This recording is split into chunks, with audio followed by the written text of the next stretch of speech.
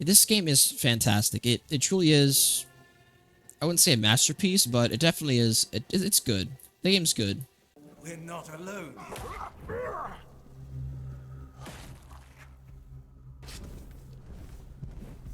And I really do enjoy it. Sacrifice! I mean, I really do.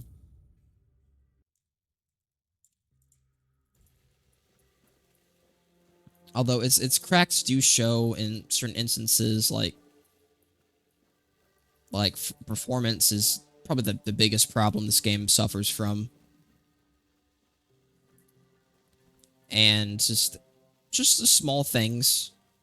So these are some things I forgot to mention in my review that I think are important. So, like stuff like the world's great. The world's designed very well, but there are some cases where like some world design choices are kind of weird. Like there are road signs in the game, but all of them are blank. And that just it's kind of weird. Like if you're going to have road signs, why are they all blank? You know what I mean? So it's just stuff like that in the world. There's other examples I could give like when you buy a house in the game. Like, why would I buy a house in the game when I could just use the stashes and crafting stuff that's, like, outside the house? Like, there's all no purpose or reason to get a house. It's kind of strange like that. But to each their own, like, 50 people, small budget for this game, and for what they accomplished, it's very good. Very impressive. Oh, dear. Yeah, that's my pre-review, I guess, section of the video. The rest of the video is just going to be me talking scripted while I play through this. So hope you guys enjoy. Please like and subscribe. It'd mean the world to me. And thank you for your support and just everything. I won't show too much. Oh my gosh, I need to pay attention. I'm dying. Yeah, I don't want to show too much of the game. I don't want to spoil people, because that would be sad if I spoiled people. Yeah, enjoy the rest of the video. Hope you like the review. Few RPGs with the scrolls-like design pull you in and create worlds that feel so thematically consistent. Crumbling temples, mist-shrouded woods, haunted ruins, which all speak to a kingdom that's long since fallen. Similar to Dark Souls, with environmental storytelling at its forefront, and deep, immersive stories that make you feel like you're trespassing into a cursed land that was never meant to be saved. While the visuals are not cutting edge by any stretch of the imagination, I found the storytelling quite striking, dialogue often poetic, filled with grim philosophy, moral ambiguity, and choices mattering. Sometimes drastically, sometimes leading to alternate paths for a quest, or the journey to get to the same outcome is very different according to the choices you make. And by and large, that reinforces the weight of your decisions. Voice acting, hit or miss, with very stiff facial animations. Some may find it hard to get immersed into the storytelling, with that part of the game being quite rough. But generally, it sells the mood of despair and a fading kingdom. Combat is primarily first person, with the accessibility option to play in third person, but I wouldn't recommend it.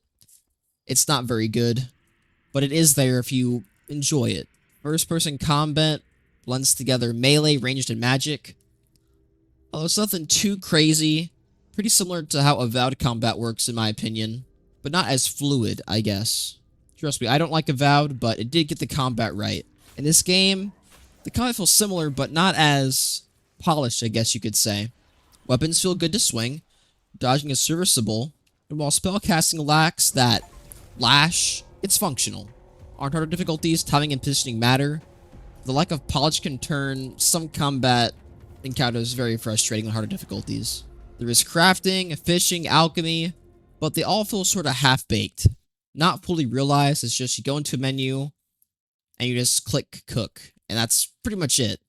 You can brew potions, reinforce your gear, but the interfaces are a bit clunky, but they work. They do work, and they get the job done. But the systems do hit at greater depth that does feel a bit untapped, and oftentimes makes stuff feel half-baked, underbaked, and despite all that jank, I have to say exploration is probably the strongest part in this game. It's rewarding to a T. Or to say to an R. Anyway, you'll find secrets almost everywhere in the maps. Minus one area, but I'll get to that later.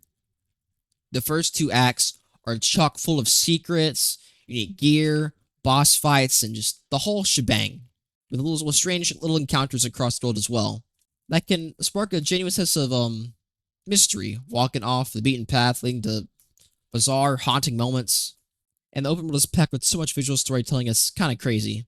Even with the NPC density being low and stuff, outposts and stuff feel like little small communities, and it's nice. It's nice. But you can probably guess, but what I've been saying so far, the game's budget does show. NPCs are often stiff. A lot of animations are very reused, especially in dialogue. But it's a game that, to my knowledge, had a budget of $5 million. They achieved quite a lot. And I'm honestly very impressed. Even in the game's 1.0 release, bugs remain, floating enemies, collision issues, UI quirks, stuttering, a lot of stuttering, and pretty mediocre performance, if I'm being honest.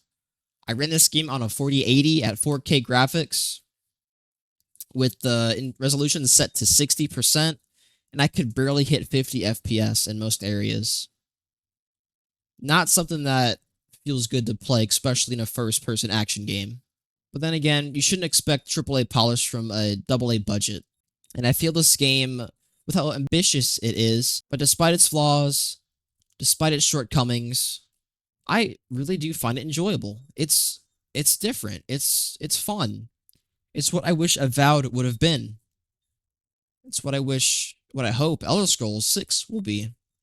But of course, larger and more grand. And to summarize, the world design is fantastic.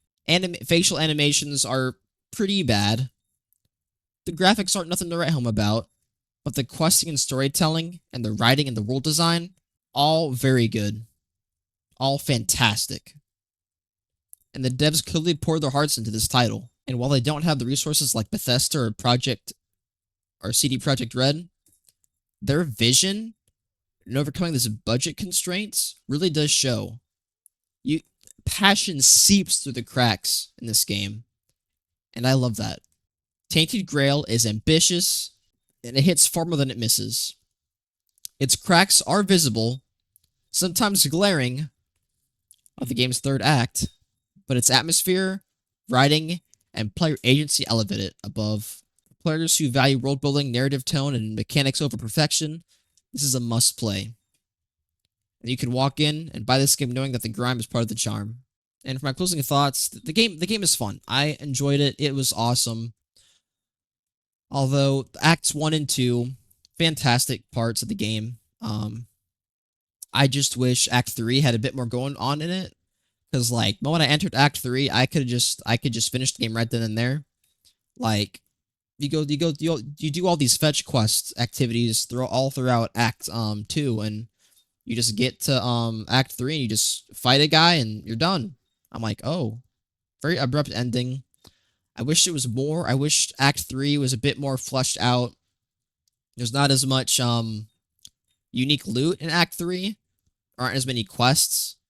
And like stuff to find, but that's probably the weakest part of the game in my opinion was Act 3. But yeah, the game is great. The soundtrack is fantastic. I probably should have looked up who did it, but I didn't. I just listened into it. I'll probably look it up after this video. But yeah, this game, man, it's a shame you don't get more games like this, like the first person Scrolls-like type experience. It really is a shame because I do enjoy that type of game the most. It's fun. And to my knowledge, this game only had a budget of like $5 million, the staff of 50 people. And what they pulled off here is truly fantastic. I don't think we'll ever see a game with this low of a budget, with this many people, like, be made to this scale, and for at least for a while. And I'm hoping this game is successful enough to where they can do a sequel. Maybe something kind of like KCD2, where, like, I don't know, they have double the budget, and, like, the sequel is the game they really wanted to make the entire time. And this game, the first one, is usually just like a test bed for ideas, and they refine that idea, and then the sequel comes out, and people are like, oh my gosh, this is perfect. I'm really hoping that sort of happens. That would be great. But yeah. Hope you guys enjoyed my review of Tainted Grail. If you want to see more from me, please like and subscribe. It helps out a lot. I love doing this. Right now it's just a hobby for me. But yeah. Thanks for watching, and I'll see you guys next time. Peace.